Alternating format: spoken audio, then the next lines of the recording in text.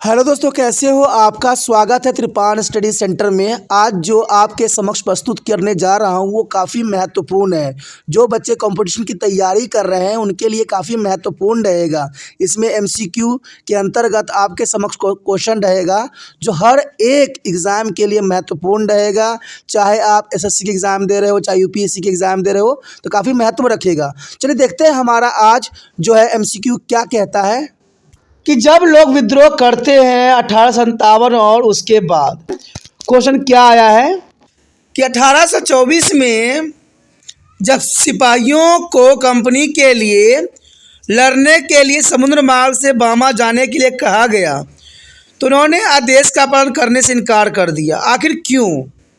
Question समझ में आया कि 1824 में जब सिपाहियों को कंपनी के लिए लड़ने के लिए समुद्री मार्ग से बर्मा जाने के लिए कहा गया तो उन्होंने आदेश का पालन करने से इनकार क्यों कर दिया? इन 1824 when the forces were to asked to be go to the Burma by the sea route to fight for the company, they refused to follow the order. And why? You know that, understand? The question is clear. In 1824 when the sepoys were asked to go to the Burma and by sea route to be fight for the company, and they refused to the following the order. And why? देखा जाए तो option है, यह व्यापक रूप से माना जाता था कि यदि वे समुद्र पार करेंगे तो वो अपना धर्म और जाति खो देंगे। काफ़ी महत्वपूर्ण बात है। दूसरी बात है, ऐसी धारणा थी कि बर्मा जाने पर सिपाहियों को वेतन नहीं दिया जाएगा। तीसरी बात है कि ऐसा माना जाता था कि बर्मा एक गैर मित्र देश था और इसलिए वह विदेशियों का स्वागत नहीं करता था। और डी कहता है कि वो व्यापक रूप से माना जाता था कि उन्हें कैद के रूप में लिया गया था और उन्हें वहाँ जेल में डाल दिया जाएगा। देखा जाए तो क्वेश्चन बहुत ही काफ़ी महत्वपूर्ण है। मैं आपको एक बात पे रोशनी डालना चाहता हूँ कि उस समय के लोगों का विचारधारा जो थी धार्मिक थी और वो धर्म से काफ़ी जुड़े हुए थे। जब अंग्रेज़ों ने भारत में रेल चलाई तो लोगों ने ये सोचा कि इतने भारी भरकम जो है भारत माता के शरीर पे चलाई जाएगी रेल तो इससे कितना नुकसान होगा। और जब अंग्रेज़ों ने बहुत से जो है समाज में सुधार करने की कोशिश किया तो भारतीय लोगों ने ये समझा कि ये उनके धर्म के साथ खिलवाड़ कर रहे हैं, ये सब गलत कर रहे हैं। तो यही अंधविश्वास जो था कहीं ना कहीं यहाँ पर भी देखने को मिला। तो इसका मतलब यहाँ पर आंसर ये होगा कि वो बर्मा जाने से इसलिए मना कर दिया क्योंकि उनको लगता था कि यह व्यापक रूप से माना जाता था कि यदि वह समुद्र पार करेंगे तो वह अपना धर्म और जाति खो देंगे। क्योंकि इसलिए वो जो है बर्मा जाने से इनकार कर दिया कि हम जो है समुद्र पार नहीं करेंगे, हम बर्मा नहीं जाएंगे। अगर हम उस क्षेत्र में गए तो हमारा धर्म भी नष्ट हो जाएगा, हमारा जो है जाति भी हम खो देंगे। इसलिए सिपाहियों ने जो है कंपनी की बात जो है मानने से इनकार कर दिया और बर्मा में लड़ाई लड़ने के लिए जाने से उन्होंने साफ शब्दों में इनकार कर दिया। तो यहाँ ऑप्शन ए सही है। आप ऑप्शन ए के साथ जा सकते हो। चलिए देखते हैं अगला क्वेश्चन क्या है। अगला क्वेश्चन आपके समक्ष आ गया है। अगला क्वेश्चन है कि ईस्ट इंडिया कंपनी ने कंपनी द्वारा चलाए गए सिक्के से क्या किया? ईस्ट इंडिया कंपनी ने कंपनी द्वारा चलाए गए सिक्कों से क्या किया? आखिर उन्होंने सिक्के के साथ क्या खिलवाड़ किया? What did the east India company do from the coins minted by the company? You know that question is very interesting. What did the East India Company do from the coins minted by the company? The option here, सिक्कों से मुगल साम्राज्य का नाम हटा दिया गया था। B, सिक्कों से भारत नाम हटा दिया गया था। सी, सिक्कों से गवर्नर जनरल का नाम हटा दिया गया था। या डी, सिक्कों से ब्रिटिश राजा का नाम हटा दिया गया था। क्वेश्चन काफ़ी इंटरेस्टिंग है और समझ वाली है।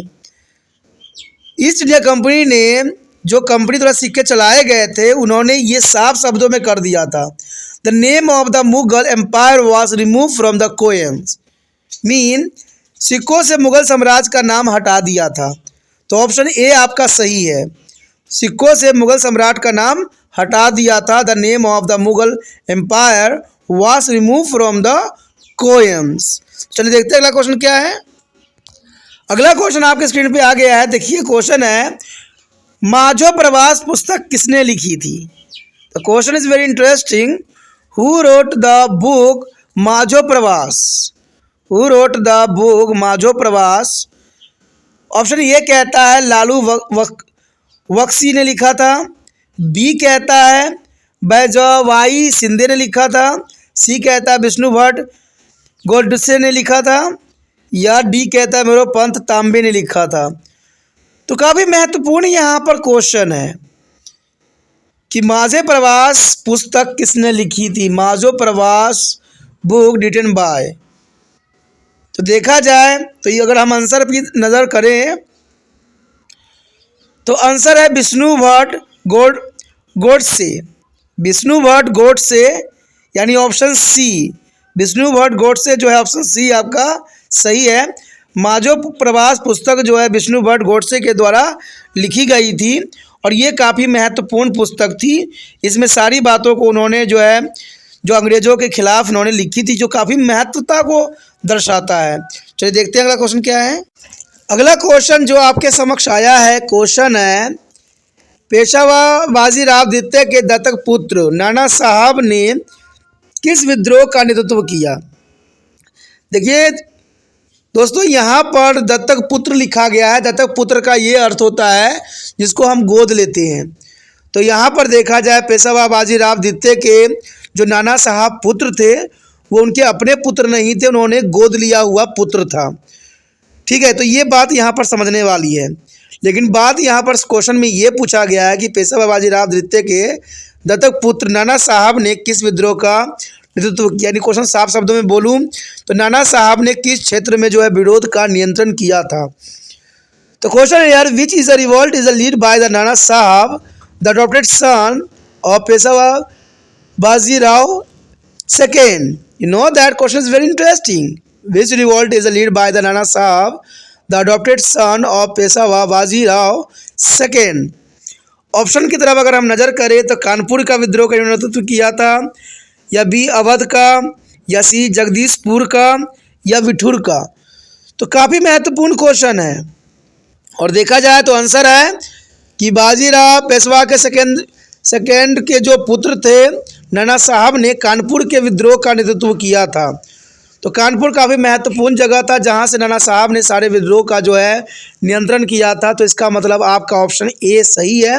कानपुर के साथ आप जा सकते हो, ऑप्शन ए आपका करेक्ट है।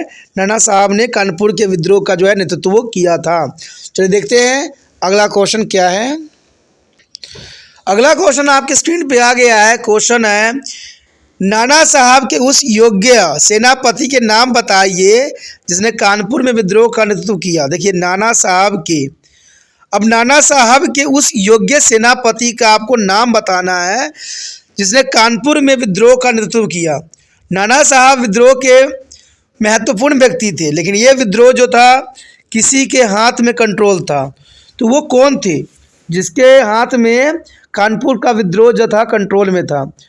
तो क्वेश्चन है यार, name the able commander in a chief of Nana Sahab who lead to revolt in a Kanpur. You know that question is very interesting. Name the able commander in a chief of Nana Sahab who lead to revolt in a Kanpur. The answer है यार Maulvi Ahmadullah, B Tatya Tope, C Bahadur Shah Zafar, D Mangal Pandey. तो देखा जाए तो question काफ़ी interesting है कि नाना साहब के उस योग्य सेनापति को आपको नाम बताना है जिसने कानपुर में विद्रोह का नेतृत्व किया। तो यहाँ पर देखा जाए तो ऑप्शन में आंसर के रूप में जो आ रहा है वो है तात्या टोपे, यानी ऑप्शन बी आपका सही जाएगा। तात्या टोपे ही वो योग्य सेनापति थे जो नाना साहब के नेतृत्व वाली कानपुर का विद्रोह का नेतृत्व किया था, यानी ऑप्शन बी आपका सही है।